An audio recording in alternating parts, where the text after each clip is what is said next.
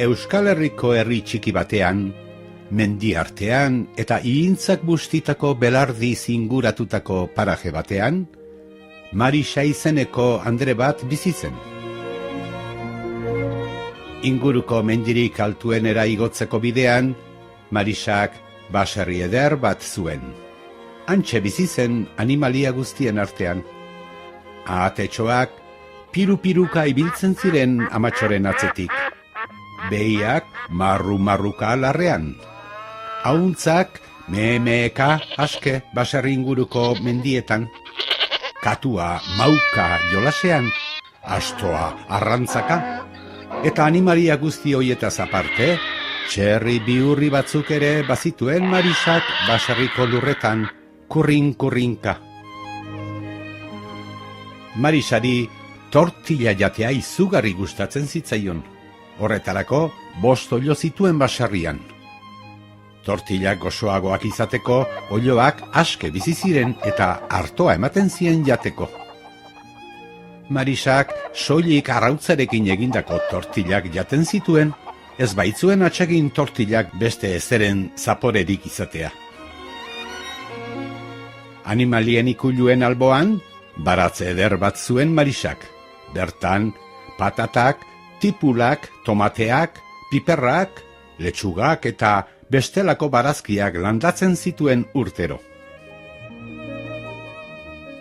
Behin batean, egun sentitik gauera arte lan eta lan aritu zen egun batean, afaltzeko tortilla eder bat prestatzea bururatu zitzaion Marisari. Oilategira hurbildu eta 2 arrautz hartu zituen. Platerean bota, ondo irabiatu, gatz pikin bat gehitu, sartaginean jarri eta jateko prest. Lehenengo zatia ahora sartu zuenean, Puah, baina, txorizo zaporea du honek, esan zuen Marisak. Oilategira bueltatu zen eta oiloari zera esan zion. tortilla honek txorizo zaporea du. Noski, jan baldin badut txorizoa, tortilla haren gustukoa. Marisak beste oilo baten arrautzak hartu eta sukaldera abiatu zen. Platerean bota, ondo irabiatu, gatzpikin bat gehitu, sartaginean jarri eta jateko prest. Zatitxo bat dastatu zuenean, Puah, baina tortilla honek tipula zaporea du, esan zuen Marisak. Noski, jan baldin badut tipula ugari, arrautzak ere zapore hori. Beste 2 arrautzaren bila joan zen Marisa. Platerean bota, ondo irabiatu, gatzpikin bat gehitu, sartaginean jarri eta jateko prest. Berriro ere zatitxo bat ahora sartu eta beste zerbaiten zaporean aberitu zuen. Buah, baina tortilla honek gazta zaporea du, esan zuen Marisak. Noski, jan baldin badut gaztapila, haren zaporeko tortilla. Marisak bere oiloekin gero eta asarreago berriro ere oilategirako bide hartu zuen. 4. oiloari beste 2 arrautza hartu eta sukaldera bueltatu zen. Platerean bota, ondo irabiatu, gatzpitin bat gehitu, sartaginean jarri eta jateko prest.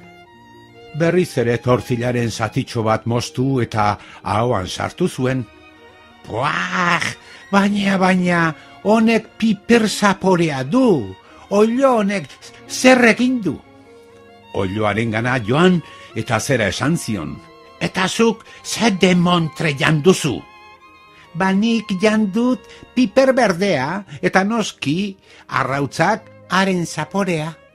Asarre batean oilategira joan, azken 2 arrautzak hartu eta sukaldera joan zen Marisa. Platerean bota, ondo irabiatu, gatzpikin bat gehitu, sartaginean jarri eta probatu zuenean, zein gozoa, horrela gustatzen zait niri tortilla. joan zen oiloaren gana eta zera esan zion. Bai goxoa zure tortilla. Noski, nik beti jan baldin badut zure hartoa, tortilla goxoa. Marisak oiloa besarkatu zuen, eta neka eginda zegoenez, oherako bide hartu zuen, eta oilarrak esnatu arte, goxo egin zuen lo. Eta kukurruku, ipuina bukatu zaigu.